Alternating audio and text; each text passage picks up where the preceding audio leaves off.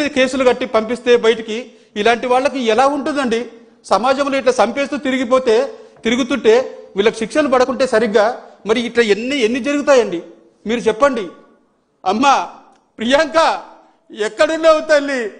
నీవు అందరికీ చెప్పమ్మా, ఈ ప్రభుత్వ పెద్దలకి చెప్పమ్మా, ఈ సమాజంలో ఉండే అన్ని తల్లిదండ్రులకు చెప్పమ్మా, ప్రతి డాక్టర్కి, ప్రతి మెడికోకి వాళ్ళు టెస్ట్ చేసే టెస్టులో నీ గుండె చప్పుడు వినిపించు తల్లి. ఈ సమాజంలో ఉన్న అమ్మలకి, అక్కలకి, తల్లులకి, అన్నలకి, నాయనలకి చెప్పమ్మా. చెప్పి వాళ్ళకి ఖచ్చితంగా శిక్ష పడేలాగా, మరణ శిక్ష పడేలాగా, వాళ్ళకు మరణ శిక్ష పడే వరకు నువ్వు మా అందరిలో నిండి నువ్వు చెప్పమ్మా. అందరికీ కాళ్ళు చేతులు మొక్కి వేడుకొని చెప్పు తల్లి. వాళ్ళకు శిక్ష పడే వరకు మా ఎండ ఉండు తల్లి. నువ్వు బతికే ఉన్నావు తల్లి. మా అందరిలో ఖచ్చితంగా వాళ్ళకి శిక్ష పడే వరకు నువ్వు ఉండాలమ్మా. అందరికి నీ బాధని వెలిపించమ్మా. అందరి పెద్దలకు నువ్వు వినిపించమ్మా నీ బాధని తల్లి. ఈరోజు మా బాధను చెప్పుకోవడానికి ఇక్కడ వచ్చినాము. మేమందరూ ఎవరైతే మాకు న్యాయం చేస్తారో వాళ్ళందరూ కూడా వచ్చి మా కొరకు ఎవరైతే న్యాయం చేయడానికి ముందుకు వస్తారో అందరికీ వేడుకుంటున్నాం మేము. మమ్మల్ని దయచేసి మా కుటుంబానికి న్యాయం చేయండి. మాకు న్యాయం అంటే వాళ్లకు మరణశిక్ష పడాల్సిందే. వాళ్ళకు మరణశిక్ష పడితేనే మా అమ్మాయికి శాంతి, మాకు కూడా శాంతి. వాళ్ళకు మరణశిక్ష పడేంత వరకు మేము పోరాడతాం. ఈరోజు యాక్సిడెంట్ జరిగిన రోజు 2 రోజులు రాత్రికి రాత్రే బయలుదేరి వస్తే 2 రోజులు అక్కడే హాస్పిటల్లో ట్రీట్మెంట్ ఇచ్చారు. అంతవరకు మాకు ఒక ఎఫ్ఐఆర్ లేదు. ఎఫ్ఐఆర్ ఏం రాశారు, ఏం సెక్షన్లు పెట్టారు, దాని మీద నాకు సరైన అవగాహన లేదు. నేను లా చేయలేదు. కనీసం వాళ్ళ ధర్మం ఉండదా? అవునండి మీ అమ్మాయికి ఇలా యాక్సిడెంట్ అయింది, ఇలా కేసు కట్టామని చెప్పొచ్చు కదా. అది ఇన్ఫర్మేషన్ లేదు. చివరికి బతకదని చెప్తే హైదరాబాద్ కిమ్స్కి తీసుకెళ్ళాము. అక్కడికి వెళ్ళిన తర్వాత కూడా మేము ఫోన్ చేస్తే ఈ సిఐ గారు, ఇప్పుడుండే సిఐ గారు బాజీలాల్ గారు అంట, ఆయన ఫోన్ చేస్తే లిఫ్ట్ చేయలేదు. లిఫ్ట్ కూడా చేయకుండా మాకు కన్న తల్లి తండ్రులం మేము. మాకే ఇన్ఫర్మేషన్ లేకుంటే ఎలాగండి? ఏం చేస్తున్నట్టు? ఏం కేసులు కడుతున్నట్టు? అసలు మాది లోకల్ కాదు ఇక్కడ.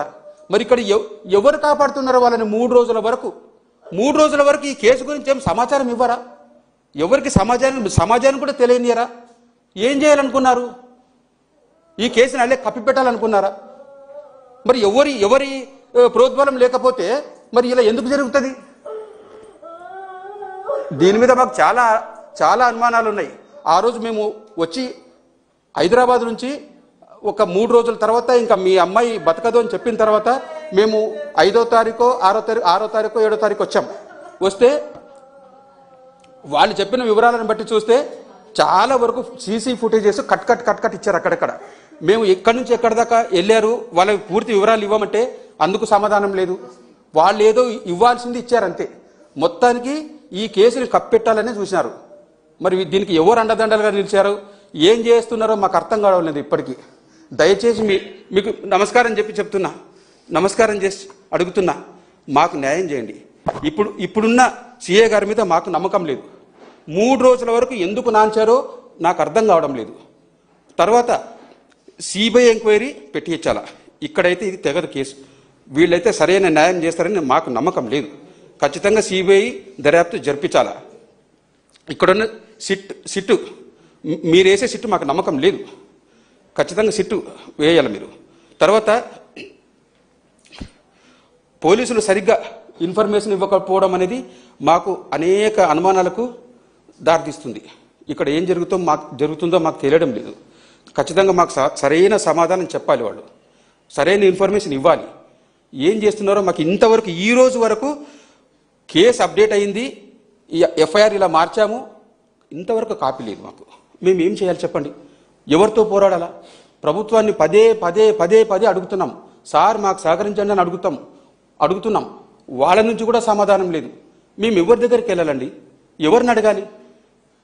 చేనేత కుటుంబం నుంచి ఎంత సామాజికంగా మేము ఎంత వెనుకబడిన వాళ్ళమండి.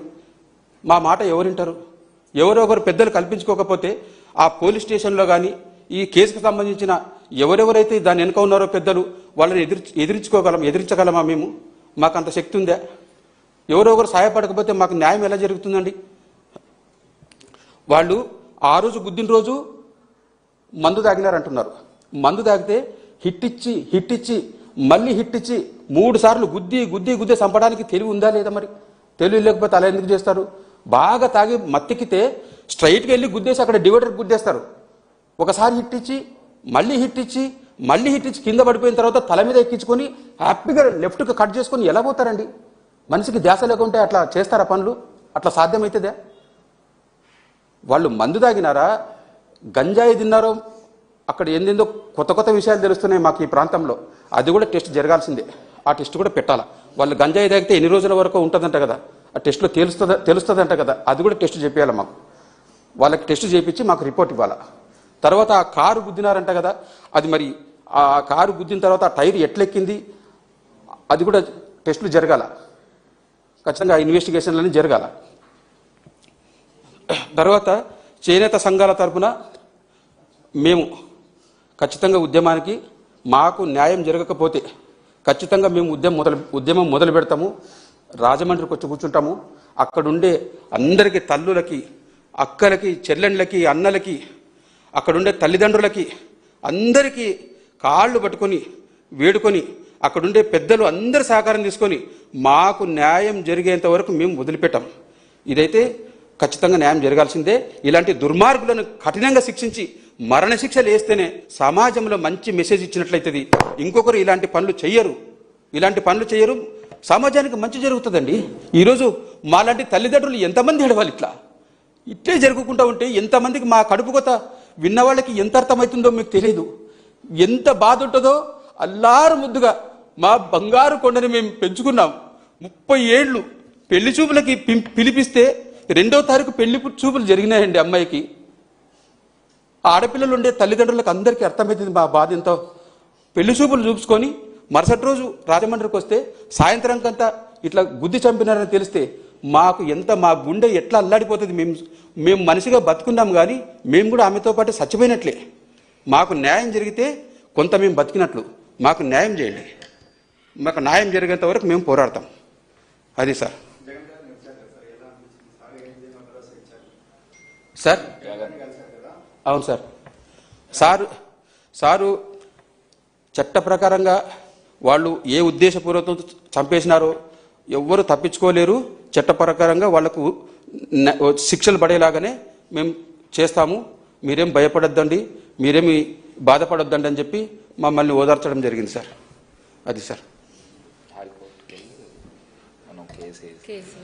అది వేస్తాం సార్. హైకోర్టుకి ఖచ్చితంగా వేయాల్సిందే కేసు అయితే హైకోర్టు. ఇక్కడ ఎందుకంటే ఇక్కడ మా లోకల్ కాదు, చూస్తుంటే పరిస్థితులు చాలా అనుమానాలకి దారితీస్తుంది. కాబట్టి ఖచ్చితంగా ఈ కేసు హైకోర్టుకి వేయాల్సిందే సార్. లేకపోతే మాకు న్యాయం జరుగుతుందని మేము అనుకోవట్లేదు. న్యాయం జరగని వారు కూడా సార్. అది సార్.